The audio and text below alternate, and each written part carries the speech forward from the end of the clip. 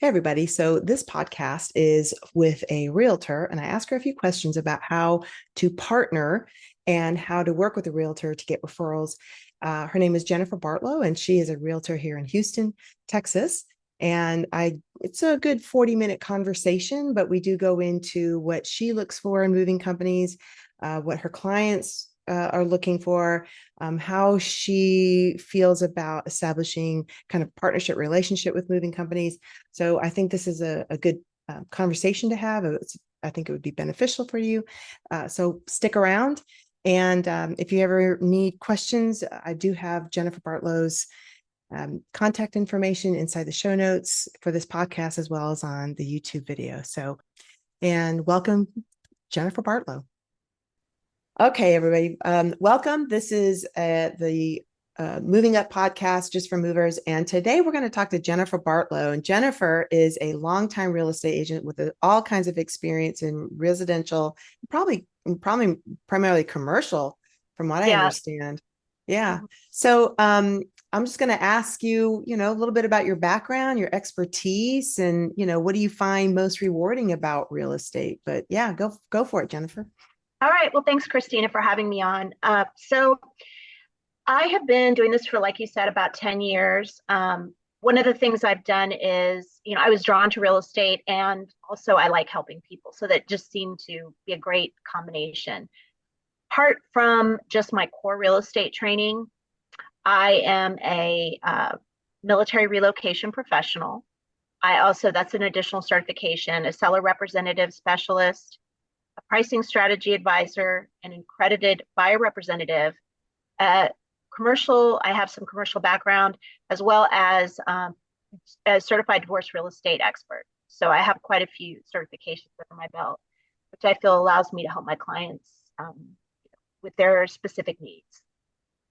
Wow, I had no idea. And just full disclosure here, I do want to mention that Jennifer is my sister-in-law. So full disclosure here, and I'm way even more impressed now than I was a minute ago.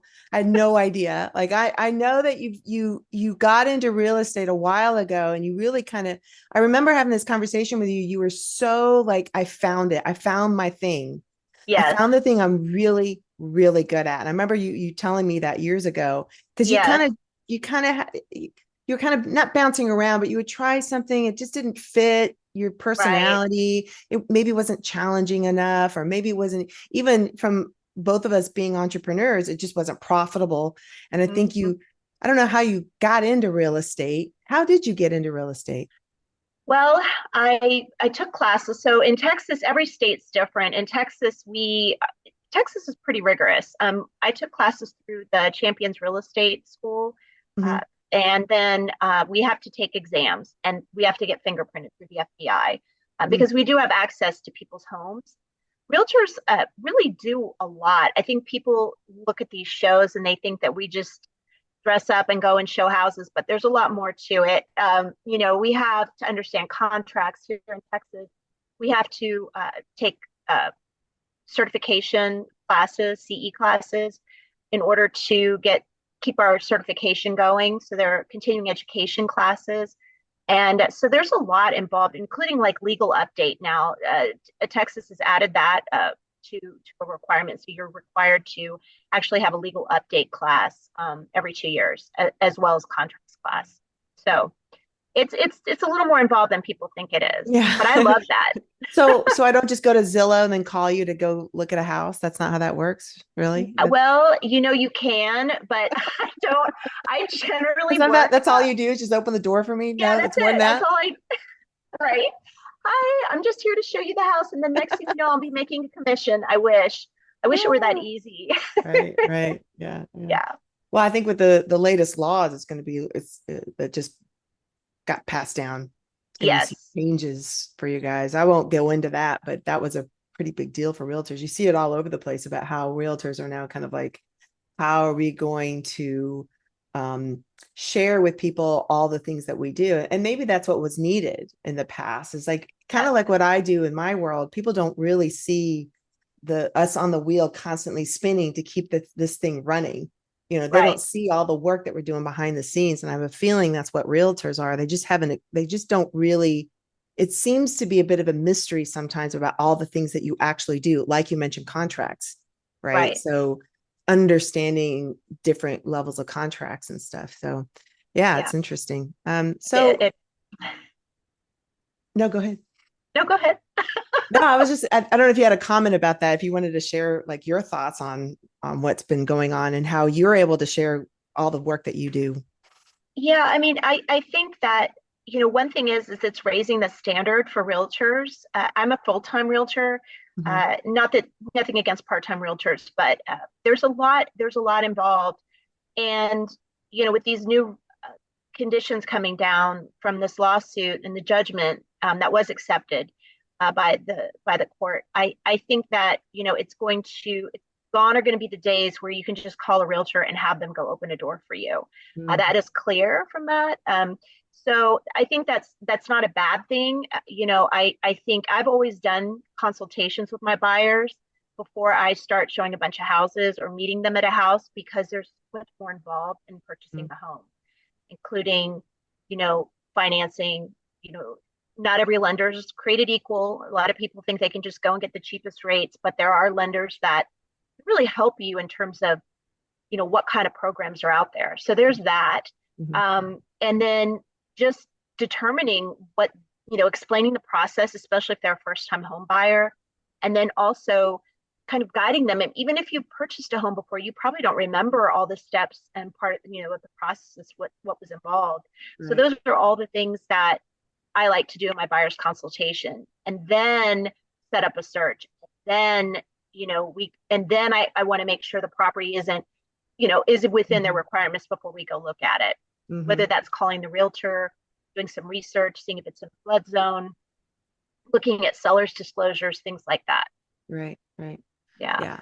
I think it's just a different level of marketing that you all have to start thinking about on the value that you provide, other than again just opening up the door and Opening a door. Exactly. So touring a house, you know, exactly. and on, your own little MLS research trying to find the 2 bedroom with the pool cul-de-sac. It's like, yeah, it's a little more than that. So, but Yeah, let me ask exactly. you a little bit now, where I'm trying to help moving companies understand a relationship that a lot of them feel that if I could just get in with a realtor, right? So I'm trying to help guide moving companies in that kind of, what are other ways other than a website, other than paid ads, other than, pay per lead kind of programs, to actually start thinking about building relationships with realtors, and even like apartment managers is another side to this, where, people that manage, 200 apartments, there's that whole level. That would be another conversation with somebody. But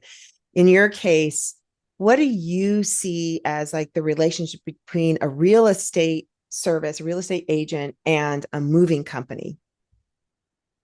Yeah. Well, very complementary. We're both in the business of helping somebody move to a new location, whether that's through the purchase and sale, or through actually physically moving.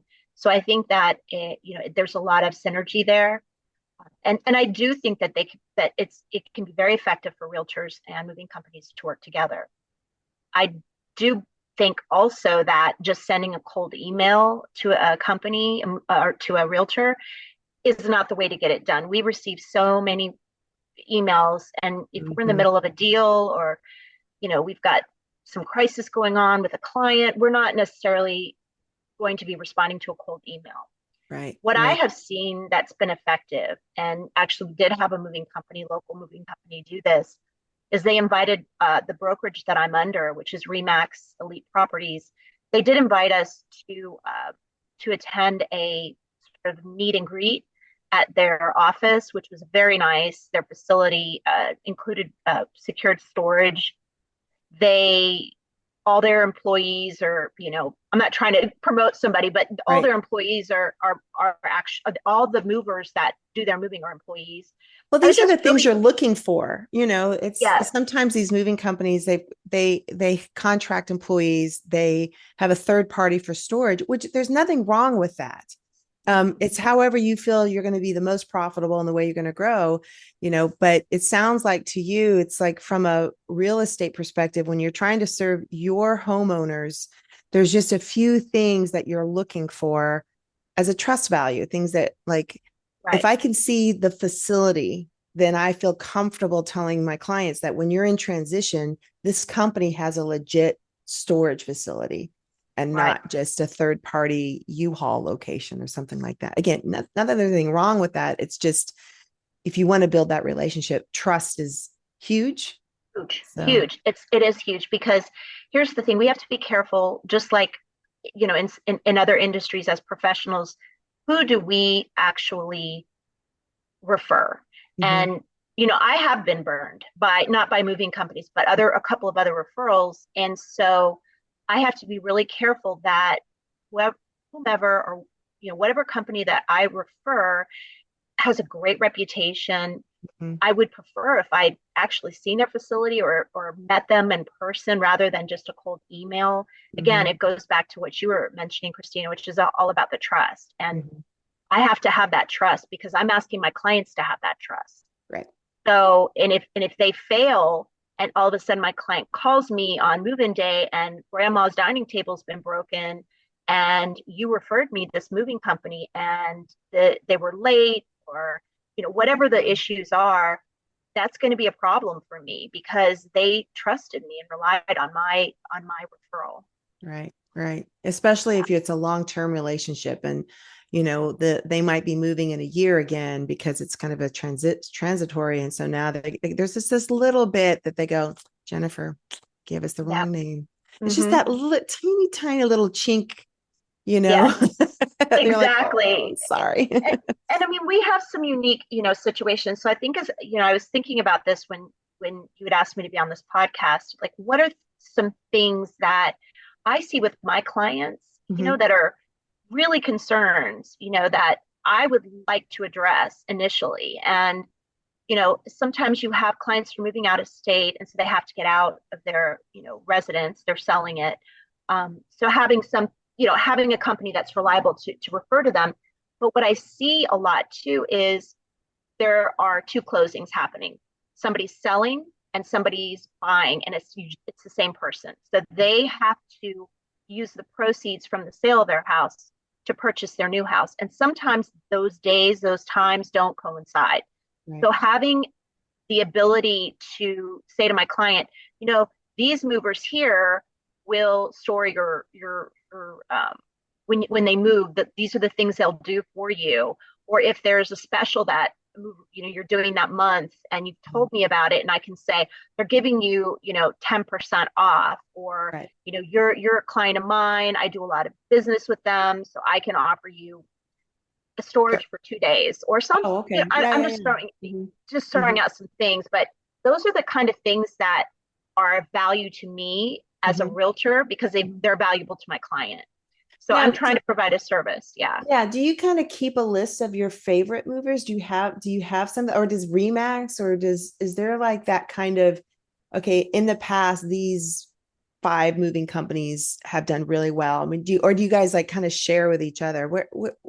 How do you refer? We do share with each other. You know, it's unfortunately, and I think it's something that all realtors need to be involved in, is sort of offering that referral to Hmm. their clients. A lot of times realtors get funny about that because they've been burned. Hmm. So they may not, or they might give three moving companies.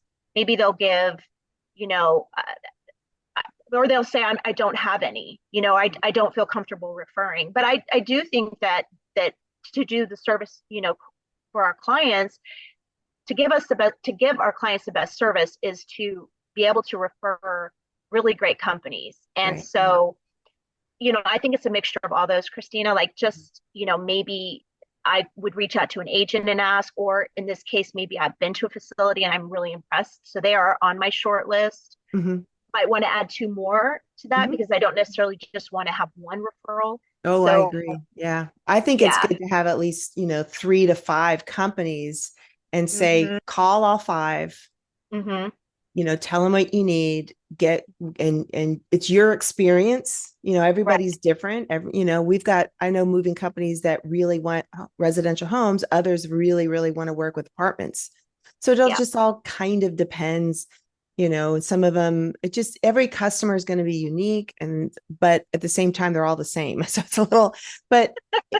regardless, I think you're right. Having a stash of people that you either have heard they've been good, your own experience, I think that's the best. What are some ways that you might recommend to moving companies to build relationships? I mean, you mentioned no cold calling, like not cold calling, but no cold emails. Like if you're here's the thing, let me back up for a second. When it comes to this, I'm telling people there's a 10-point touch. If you Right. want anybody to see your brand and your company, you got to at least get 10 points. So you can't assume a cold email one time is going to do anything. Right. But what would you recommend to get in front of real estate agents? Well, I think there are a couple of things. Realtors by nature are social animals. I mean, we like people. We're people. And Mm-hmm. so we do a lot of networking. Mm-hmm. We do a lot of networking. We do participate in events. We throw events.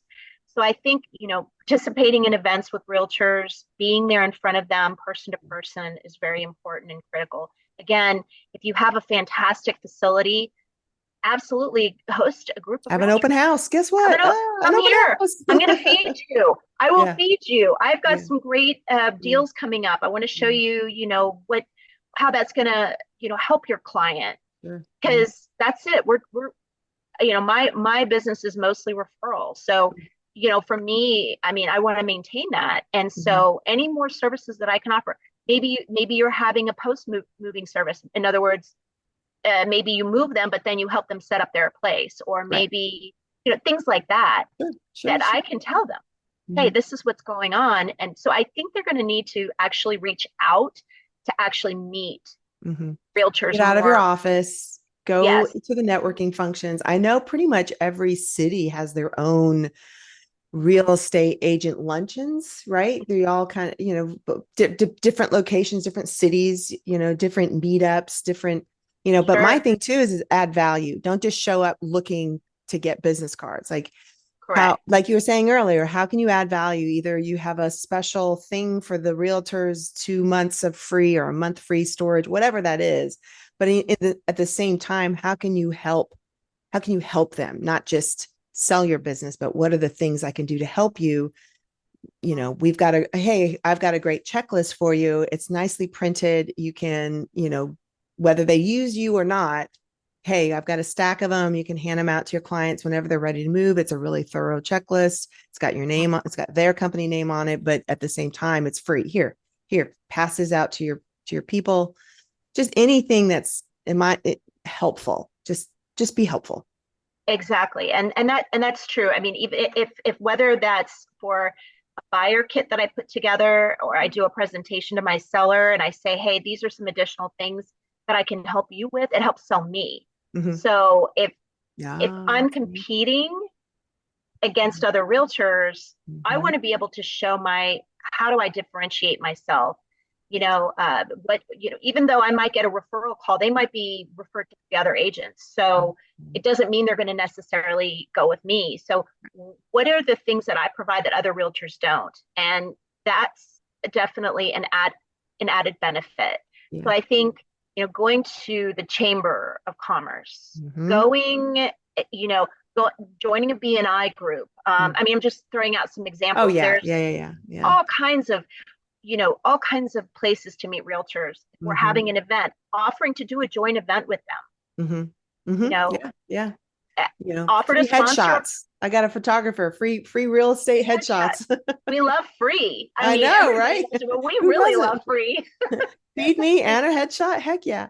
Yeah. Yeah. No, I think that's good. So in terms of your customers, in your experience, what are some of the, I'm going to switch gears here and thinking about your your customers and how they have some concerns about moving when they purchase a home. Does that make sense? Did I ask that right? Yes. Hmm. Yeah. Hmm. what are the bigger concerns that they're always thinking about when they're like, all right, I finally sold my home or I'm about to sell my home? What's the thing that they're asking you about the moving process? The timeline, that's the Mm, biggest thing. What is the timeline? What happens if the closing is delayed on the buy side? So I've sold, I have the proceeds. The movers have already come on Thursday. I told the movers we were able to move in Friday afternoon, but now it's been delayed. What happens? What are the alternatives for me? So hmm that's one thing I've noted that, if there's closing delays, it's a lot of it is timing in this industry, and I'm sure it is for moving as well. So, how are they going to handle my special items? I mean, I'm worried. I have, expensive art, or I have this item that's been in my family for 5 generations. I don't want something to happen to it.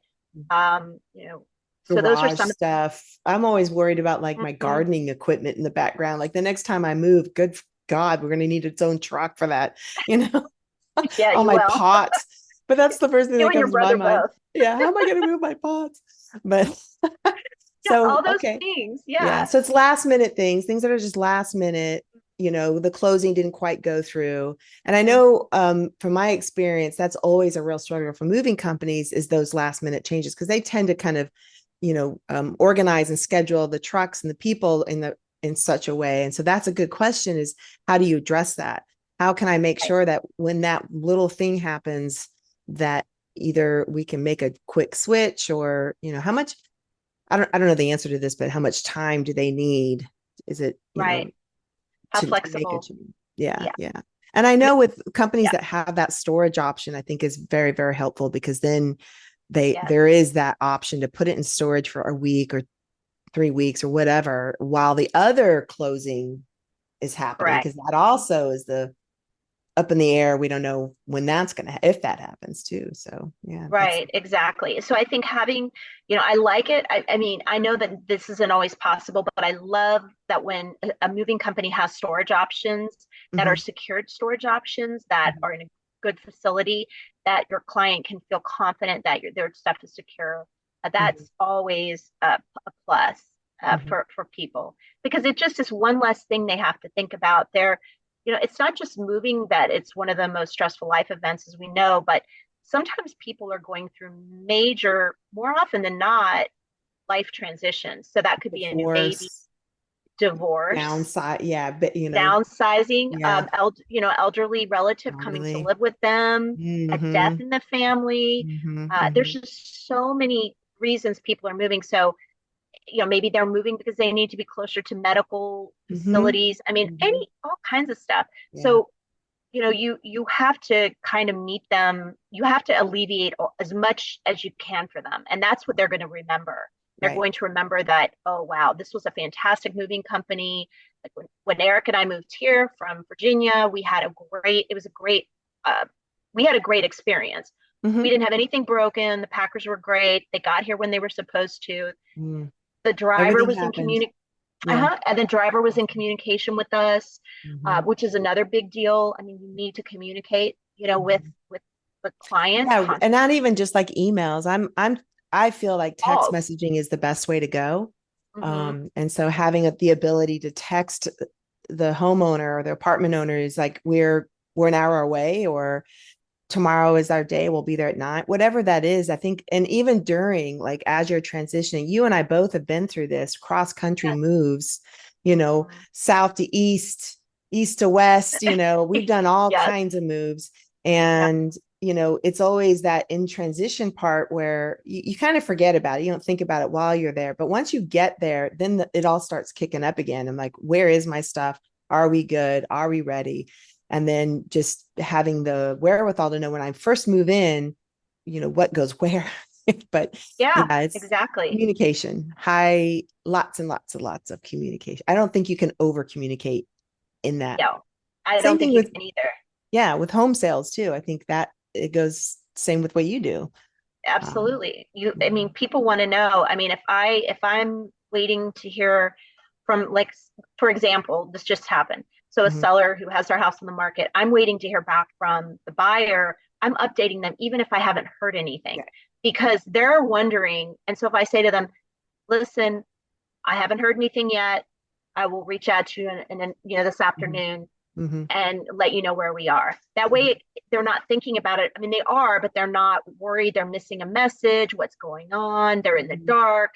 So you have to, I think, as a mover, do the same thing because Mhm. again, you're dealing with a very stressful situation Right, uh, right. for for them. So yeah, I mean, again, with moving companies, I think that it's such a critical part of the whole process. And I know sometimes they can do like pre-moving meetings, things like that, that really give the clients a feeling like, hey, I'm feeling confident that things are going to go because we met, we Right, talked about it, we have a plan in place.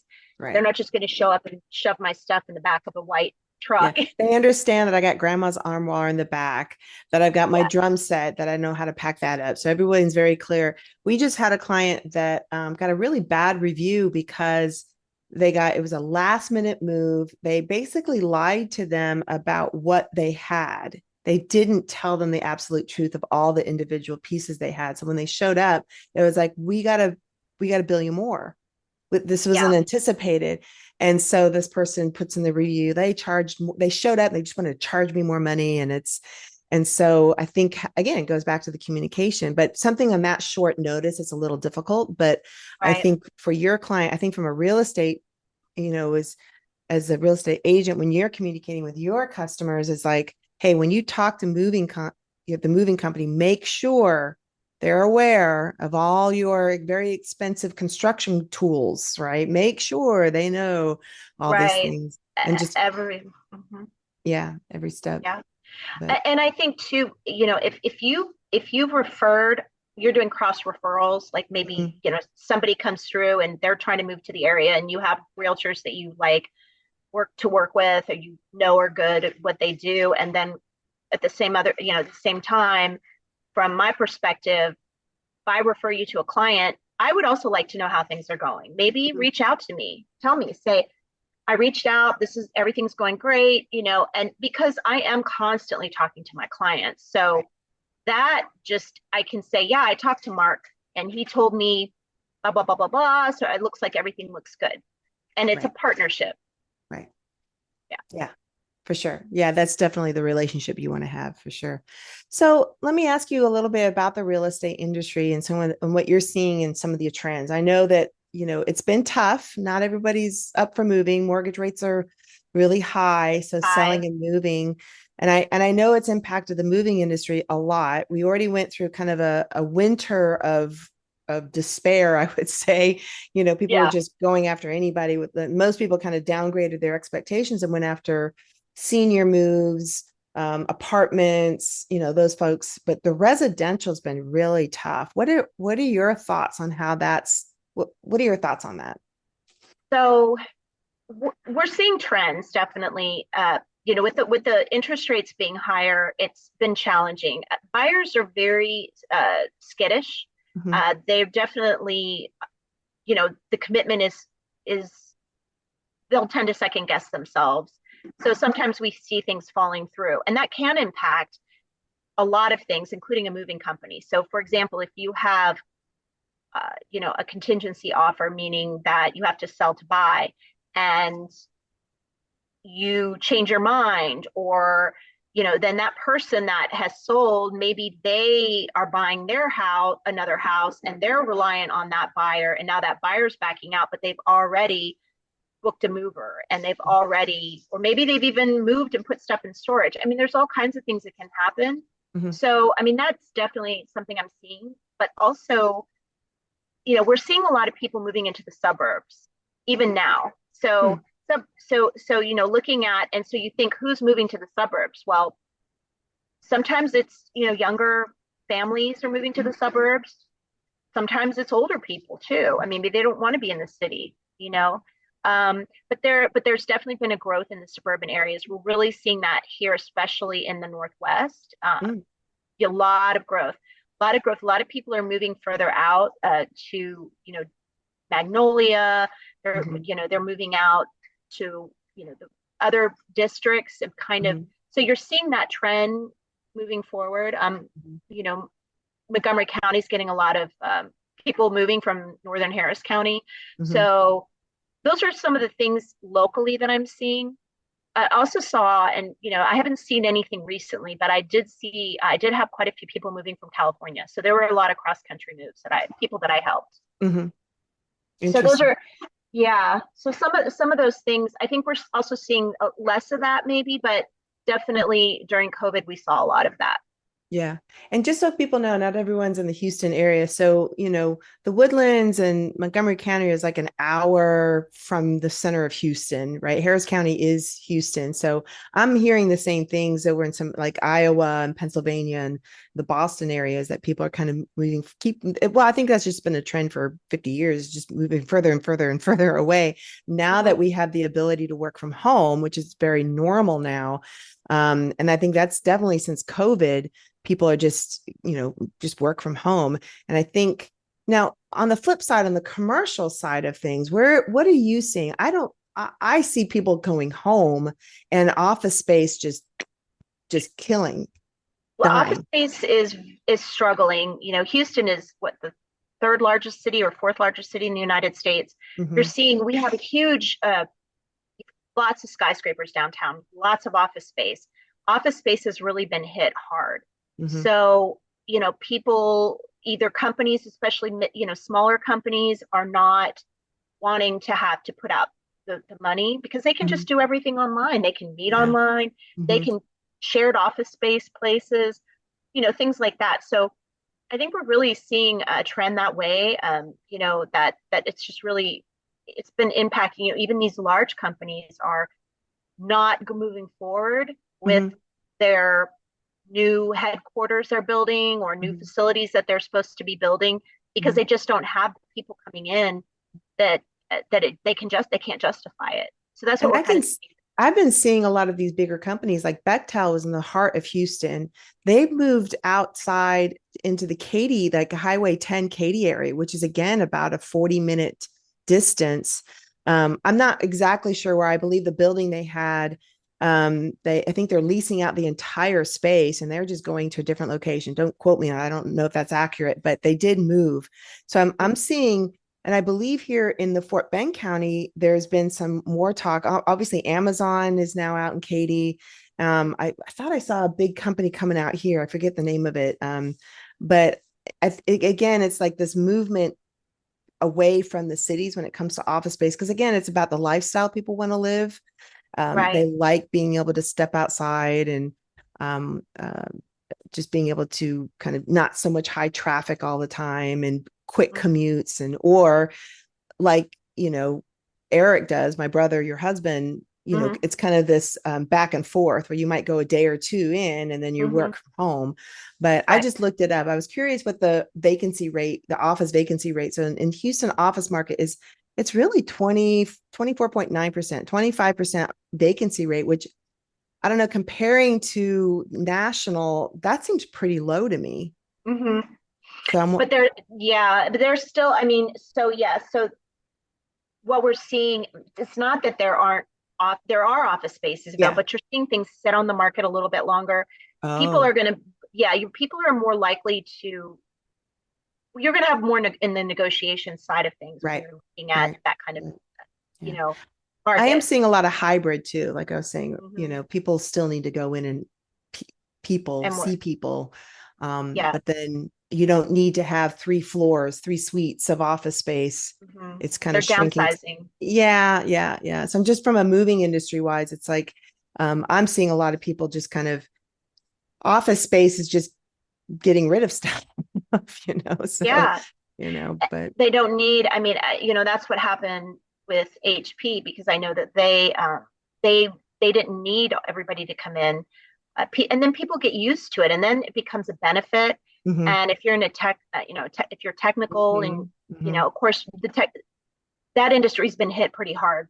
So it's changed. right. But at that time, a couple of years ago, it was like, if you don't provide this, I don't even want to continue on Right, with the interview process. right, But, right. I mean, that has changed definitely. Mm. But and then there's the reverse that we're seeing too, and going back to, working from home. Mm-hmm, We're also seeing that some companies are saying, no, you come back mm-hmm, to the office. And so now you've got people that have to reverse move because they moved somewhere thinking, oh, this is great. I can, live out in the countryside or live my dream here. And then the company says, no, you got to come back. Mhm. And so now they have to move back. And then some people relocate and just don't like it. I mean, that's happened in Austin. They've been experiencing a very big drop in Mm. their market because of people are from California moved in and then didn't like the humidity, didn't like the heat, didn't and now they're moving out. Companies are now moving out from Austin. So there's been a lot of transition Moving going on to South Carolina, I've heard that sounds to be the new place the new to it be. place, Hmm. the Carolinas, but and Florida. Carolina. Yeah, Yeah, and Florida. Yeah. So, but so there's all kinds of things. And then too, people, when you move into areas that are prone to natural disasters, which it seems like everywhere is nowadays, yeah. but Houston, you do have very high insurance rates. Mhm. Homeowners insurance has gone way up. And so, you know, sometimes people or the taxes when home values have gone up. So then they say, I just met with a client that said taxes are too high. I don't, Property I'm tax. going to Yeah. sell sorry, Hmm. property taxes. So I'm Hmm. going to sell my house and move somewhere where I don't have those property taxes. Hmm. So Yeah. those are the just little things. Yeah, So I'm but you seeing that. explain to them there's also no income tax. Yes, I do. But then I mean, that's like yeah, so you're but then paying somewhere. You're paying somebody. It's not that, you're yeah. paying somebody. But Sales tax, there's no, and property tax. That's how Texas makes their their money. money, school taxes too. So if they don't have any Oh, children, they are thinking to themselves, yeah, I that's can move true. out further and I can get a Yeah, lower tax base out where yeah. things aren't expensive as expensive. So it's just a lot of different factors that play Mhm. into and the commercial market and the real the residential do tie in together because how far are you going to move away from where your office is located if they're asking you to come in 3 days a Mhm. week? Mhm. Yeah, yeah, You're yeah, still having to commute. Yeah. yeah, So, yeah. I get it. So moving on to like, what have you found with marketing strategy? Have you found the most effective when promoting your real estate services and Remax that could translate well for moving companies that they could kind of I don't not mimic but kind of I can't think of the word all of a sudden that you know that works together. What that are some works marketing together. strategies that you've been doing? So, well, my CRM. So, I mean, Mm-hmm. even though I work a lot on referral, I'm Mm-hmm. still always reaching out. So, if I hold an open house, I enter their information. Their information goes into my CRM. My CRM is automated. That will it triggers different conversations with people. So they don't fall through the holes because I'm Mm-hmm. busy or you know, I get distracted, Right. Right. by something. And then all of a sudden I feel awkward because I haven't talked to them in a month. And then now here I am reaching out to them. So having a system in place is super, super important to do that Mm-hmm. follow up because, even if you get 100 leads and five of them come through, that's great, Yeah. especially in our 5% industry. conversion. Yeah, Mhm. Yeah. So absolutely. I feel like you have to play that numbers game, but you have to have follow up, follow up, follow up. And I Right. think that goes through for anything. Right. My most successful marketing has been face to face, Mm-hmm. whether it's, open houses or I'm out and about and I'm talking to somebody. It's that connection that I'm making. So again, I think it goes back to having the processes in place to do the follow up Yeah. with AI or you have these automated systems. That's personally what I think Mm-hmm. has worked I best get for me. pushback on that. I had somebody reach out to me and he's a moving company owner and he doesn't like the fact that he felt like it was too automated. Like I could tell that it was through an automation system. And my feeling is, yeah, and it's Yeah, just, that, if you want to grow, there is a scaling process that you have to accept. You cannot onesie twosie make a phone call, which you still need to do. But mhm. if you want to go from a $250,000 gross revenue company to a $10 million gross revenue company, that cannot happen through a spreadsheet. where you open up Outlook and you send emails.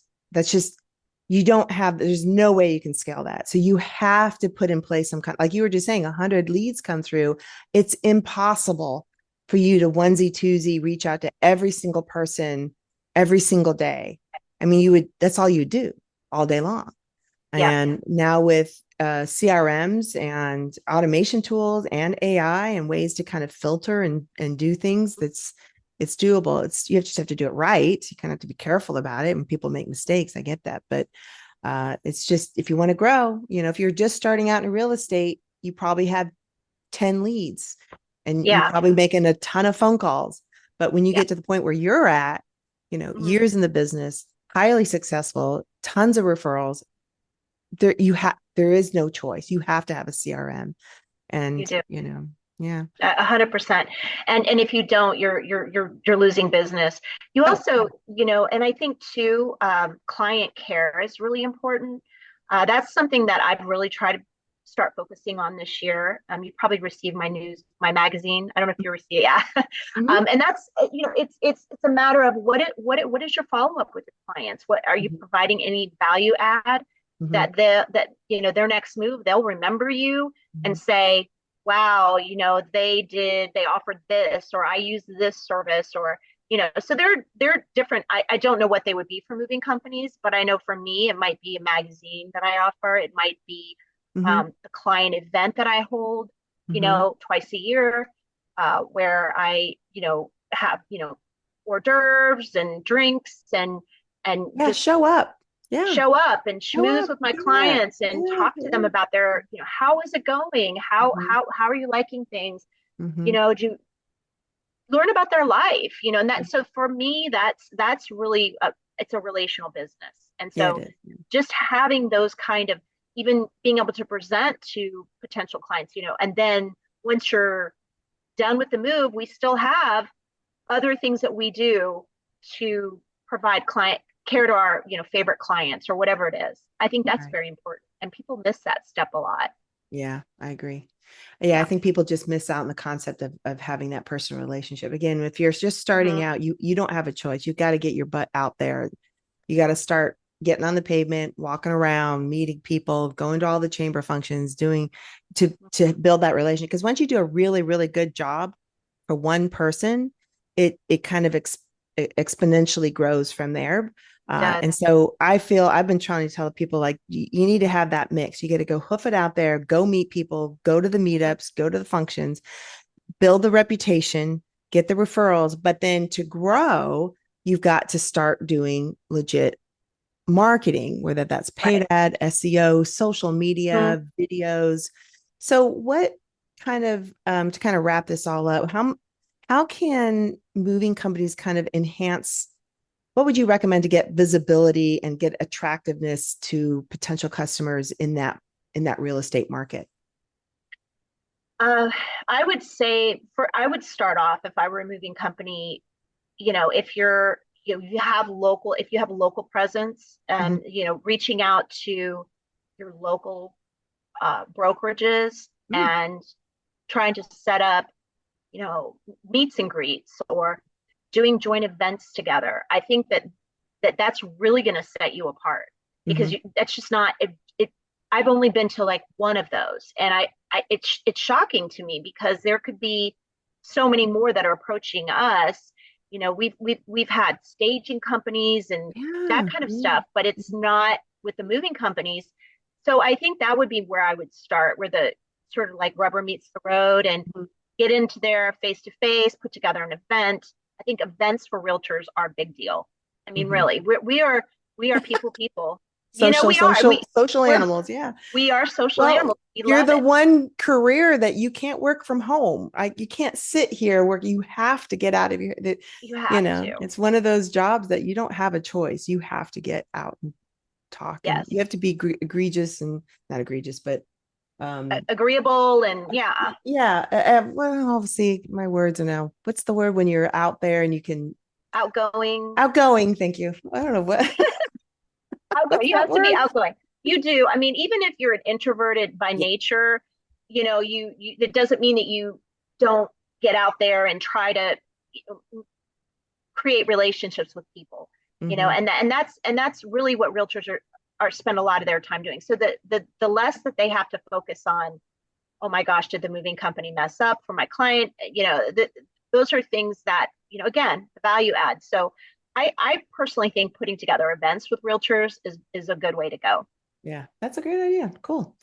Yeah. Well, thank you so much, Jennifer. Yes, of course, Yay. Christina. Thank you for Woohoo. having me. I Yeah. Now enjoyed tell it. people how they can reach you. What are the ways to get a hold of you if they are looking for a good realtor?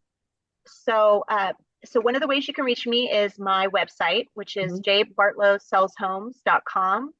And that's sells with an S, no, nothing in between. And then you can also call me 832-585-2288.